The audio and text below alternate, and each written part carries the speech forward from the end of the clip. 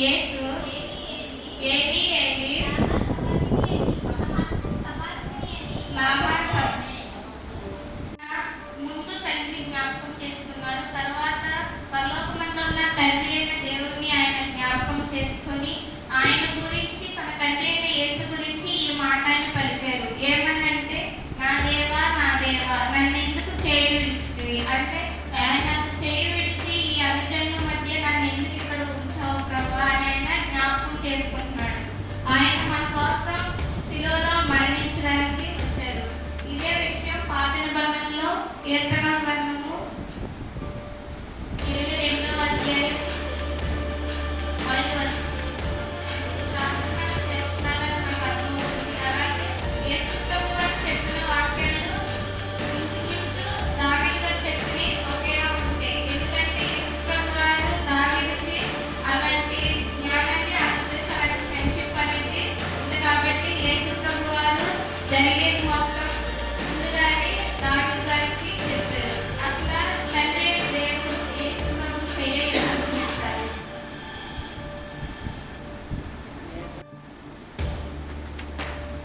53వ అధ్యాయం 1వ వచనం అతని నలుగుగొట్టుటకు యెహోవాకు ఇష్టమాయెను. ఆయన అతనికి వ్యాధి కలుగజేసెను. అతడు తనకు తానే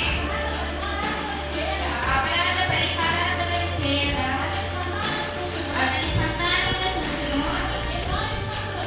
అతడు దీర్ఘాయుష్మంతుడగును. యెహోవా ఉద్దేశము అతని కలిగిన సత్యము. చాలండి. ఇక్కడ చూసుకుంటే అతని నలుగుగొట్టుట ఎవరికి ఇష్టమైందంట? తండ్రి అయిన యెహోవాకు ఇష్టమైంది. అందుకనేసి అప్పుడు యేసు ప్రభు శిలువ మీద చెప్పినప్పుడు కూడా ఆయనకు ముందుగానే తెలుసు యేసయ్యకి. ఎందుకంటే నాకు దేవుడు చూస్తూ ఉంటాడు కానీ నాకు సమాధానం ఇస్తాడు కానీ నాకు సహాయం చేయడని ఆయనకు ముందుగానే తెలుసు. అయినా ఆయన ఈ మాట ఎందుకు పలికాడంటే, హెబ్రీయులకు రాసిన పత్రిక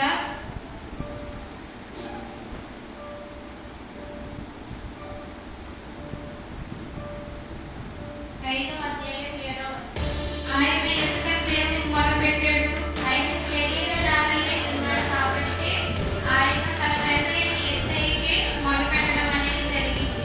ఆ దినములలో అంటే ఆయన సిలువ వేసిన రోజులో ఆయన కన్నీళ్లతోటి ఆయన మరణం నుండి రక్షింపాలని ఎంతైనా మానవ శరీరంతో వచ్చారు కాబట్టి ఎక్కడో చిన్న ఆశ, దేవుడు నన్ను ఎలా అయినా తప్పిస్తాడు అనే దాని మీదుగా దేవుడు అక్కడ అడిగారు, దేవా నా దేవా నీవు నన్ను ఎందుకు చేయించినవని అని ఆయనని అడిగారు. అది మనం చూసుకోవాలి. ఇంకొక విషయం చూద్దాం. జకర్యా గ్రంథము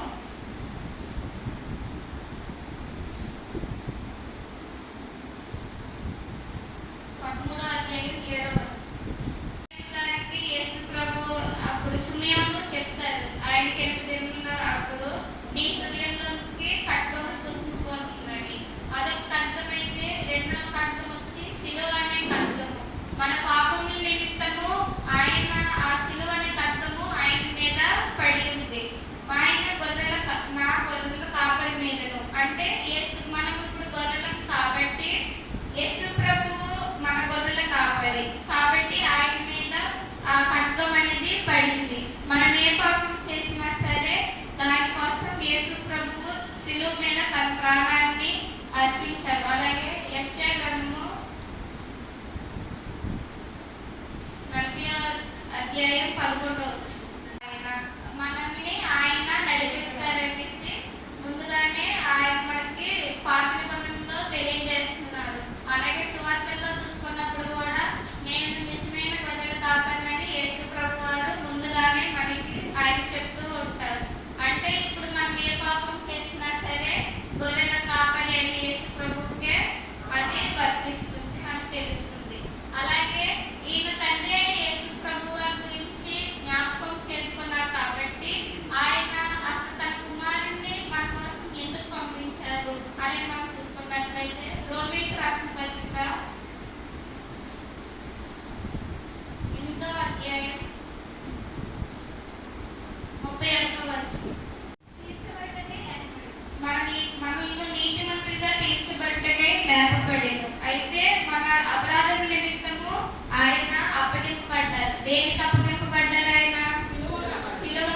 అప్పగింపబడ్డారు. ఆయన అసలు అప్పగింపబడడానికి, ఆయన ఈ లోకానికి పంపడానికి కారణం తండ్రి అయిన దేవుడు. ఎందుకని అంటే మనం పాపం చేసినప్పుడు అక్కడ సభలో ఆయన అడుగుతారు, ఈ మనుషులు పాపం చేస్తే పాప పరిహారార్థబలిగా ఎవరు వెళ్తారంటే యేసు ప్రభు వారు నేను వెళ్తాననేసి ఆయన చెప్తారు. కాబట్టి ఆయన ఈ లోకంలోకి వచ్చి మన కొరకు నీతిమంతులుగా తీర్చబడటకే, మనము నీతిమంతులుగా తీర్చబడటకే ఆయన లేపబడెను. అలాగే ఇంకో చోట ఉంటుంది, యేసు ప్రభు వారు ఏమని చెప్తారంటే ఆయన తన కుమారుని ఇవ్వడానికి వెనుదీయక మన కోసం ఆయన్ను పంపిస్తానని ఉంటుంది. అంటే తన కుమారుని కంటే మనలను ఆయన ఎక్కువగా ప్రేమించి మనల్ని ఆ పాపం నుంచి తప్పించడానికి దేవుణ్ణి ఈ లోకానికి పంపించాడనేది మనకి తెలుస్తుంది. అలాగే యోహాను సువార్త 3:16 లోకాన్ని ఎంతో ప్రేమించాడు కాబట్టి తన అద్వితీయ కుమారునిగా పుట్టిన వాని యందు, అంటే తన యేసు యందు నమ్మకం ఉంచిన వారు, ఆయన యందు విశ్వాసం ఉంచిన వారు నశింపక నిత్య జీవంలోనికి వెళ్తారనేసి లేఖనాలు చెప్తున్నాయి. అలా మనం కూడా యేసు ప్రభువుని నమ్మాలి. నమ్మినప్పుడు మనం కూడా నిత్య జీవంలోనికి వెళ్తాం. అలాగే యేసు ప్రభువు మన కోసం ఏమయ్యాడు అని మనం చూసుకున్నట్లయితే 2 కొరింథీయులకు రాసిన 2వ పత్రిక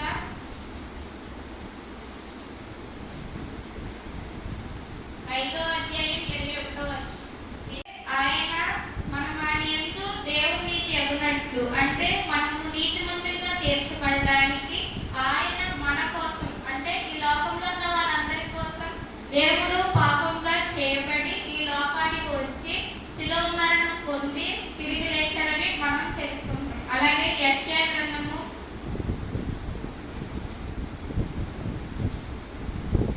45వ అధ్యాయం 24వ వచనంలో ఉన్నవని మనకి తెలుస్తుంది. అలాగే ఆయన యొద్దకే మనుషులు వచ్చారు. యేసు ప్రభు వారు తిరిగి లేచిన తర్వాత ఆయన గురించి, అంటే ఆయన దగ్గర నీతి బలములను తెలుసుకొని ఆయన యొద్దకు వచ్చి ప్రార్థించడానికి మిగతా వాళ్ళు, అంటే యేసుని ఎరిగిన వారి మట్టికి ధైర్యంగా వచ్చి ప్రార్థిస్తారు. కానీ ఇప్పుడు శిలువ ముందు నిల్చున్న వారు, అంటే యేసు ప్రభువుని అపహసించిన వారందరూ యేసు ప్రభు వద్దకు రావాలంటే సిగ్గుపడతారనేసి చెప్తున్నారు. అలాగే ఇర్మియా గ్రంథము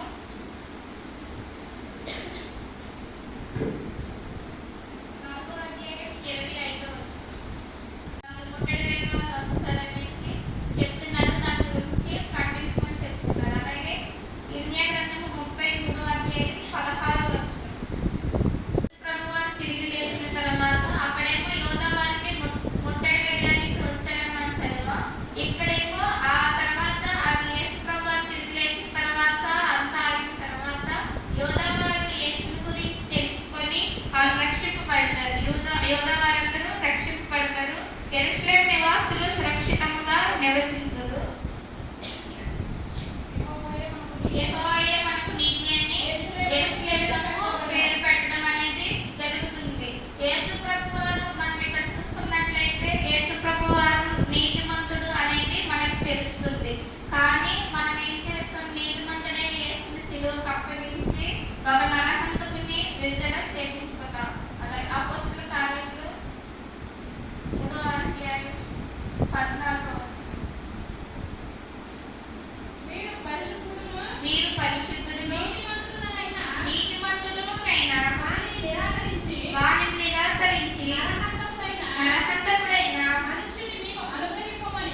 మనుష్యుని మీకు అనుగ్రహింపమని అడిగితిరి. ఇక్కడ చూస్తున్నారు, కపెర్నహూముకు వెళ్ళినప్పుడు అక్కడ ఉన్నవారు ఏమని చెప్తారంటే, నజరేయుడైన యేసు మాతో మీకేం పని అంటే, పరిసయ్యుల శాస్త్రులు మాతో మీకేం పని, మీరెవరో మాకు తెలుసు అని దేవుడు కుమారుడని వీళ్ళు గ్రహించారు. కానీ అపొస్తలుల కార్యంలో చూసుకున్నట్లయితే వాళ్ళు నరహంతకుడిని విడుదల చేయమని పరిశుద్ధుడైన దేవుడిని నిరాకరించడం అనేది జరిగింది. అయితే మనకి ఒక శాపం అనేది ఉంది. ఏంటా శాపం?